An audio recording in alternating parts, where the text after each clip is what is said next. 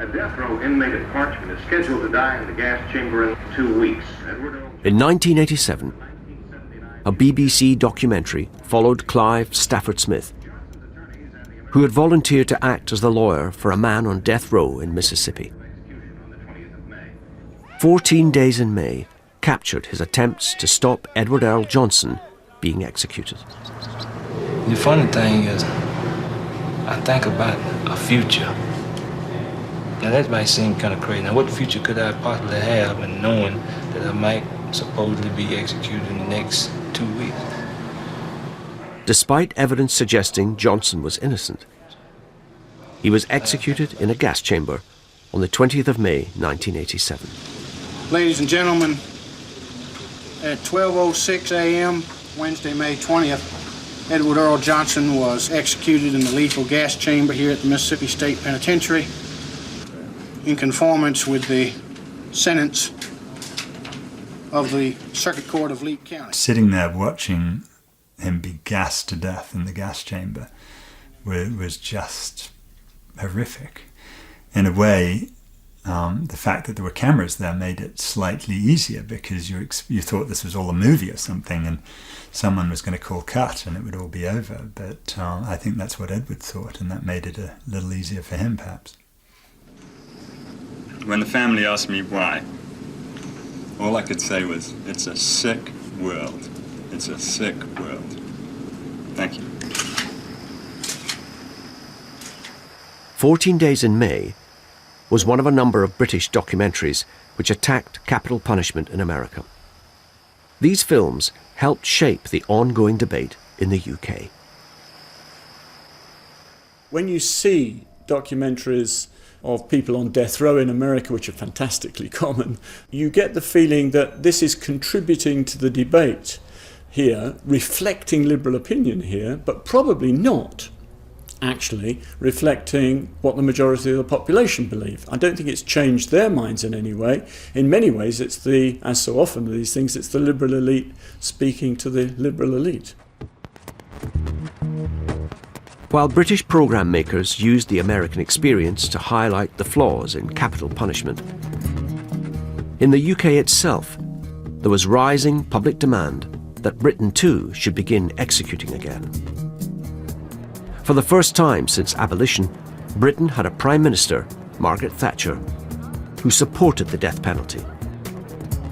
And MPs were given a free vote on the subject throughout the 1980s. When I first came into Parliament, there was still, certainly in the public domain, quite an active debate going on about the death penalty, because it was the height of the IRA outrages. Innocent people were dying in random terror acts. And people were saying, well, at least bring it back for terrorism. You know, even if you don't bring it back for anything else, at least bring it back for terrorism. So there was still quite a lively debate about whether it should be brought back. When there was a free vote on the death penalty, I always voted for restoration, because I do believe there's a very strong moral case for saying that such a deterrent should be available. This government will never surrender to the IRA, never. Really, all of that was really smashed at the end of the 80s and 90s, when, of course, the government had to confront the fact that in the cases of Irish terrorists, particularly the Birmingham 6 and the Guildford 4, that all of these people had been exonerated on the basis that they had not had a fair trial, and that the evidence was not sufficient to convict. In 1991, the Birmingham 6 and Guildford 4 were declared innocent and released after spending almost 2 decades in prison. I'm in prison 15 years for something I didn't do, for something I didn't know anything about. Had Britain retained the death penalty then, they would have almost certainly faced execution. Whether it's Guildford 4, Birmingham 6, Judith Ward, Tottenham 3, and so on.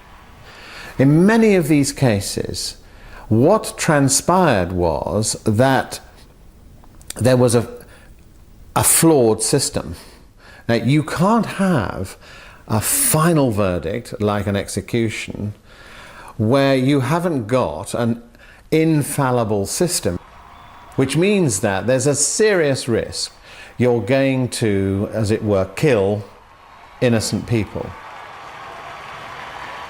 It was cases of miscarriages of justice like these that persuaded many in government that Britain could never reinstate capital punishment. In 1994, the last free vote took place in Parliament on reintroducing the death penalty. It was heavily defeated, with Home Secretary Michael Howard now voting in favour of retaining abolition. For a long time, I supported capital punishment because I thought it was a deterrent. And actually, I still think it is a deterrent. But I changed my mind because of the risk of a mistake.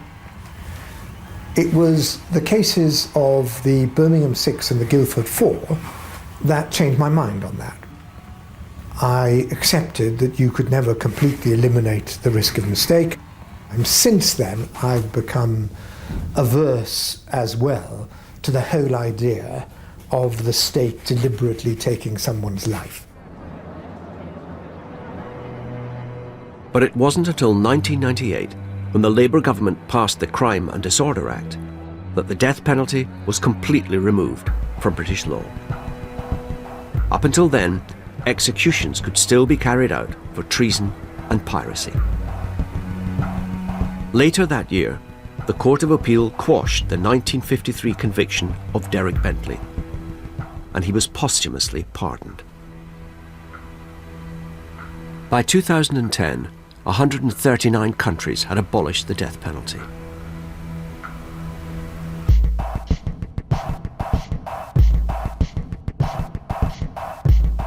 We are seeing a greater polarization in the world. We are seeing a wide gap between the mental makeup of those people in the countries that oppose the death penalty and the people in the countries that see no problem with it. Surprisingly, the country that has the highest cases of capital punishment per capita is Singapore. But it is believed the country that executes the most people per year is China. Trouble with China is that it's still a state secret, and the party will not reveal the number of people sentenced to death and executed. So you have no idea really how many people are put to death there. But at the UN Human Rights Council at the end of 2007, the Chinese delegate, I think he's called Mr. La Yifan, made a statement that China was reducing its use of the death penalty and was setting in plans to do so with the ultimate aim of abolishing it. Now, this is a statement really from the state authority that abolition is a goal. We haven't heard that from the United States, I'm sorry to say, from the State Department. But even in America today, the use of capital punishment is a lot less widespread.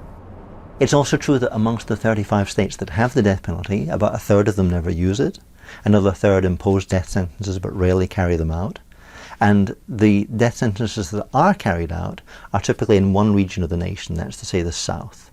These days, more than half of the death sentences that are executed occur in Texas. So is America a death penalty nation? Well, in parts. In 2010, those American states which continue to use the death penalty have been challenged over whether executing an individual in a painful manner infringes their human rights. This debate could see the end of the death penalty in America. But its supporters have gone back to 18th century ideas of punishment to defend the right to execute. To say that it has to be painless is to lose sight of what it is, which is punishment. In its etymology, in its very meaning, the word punishment comes from the same root as pain.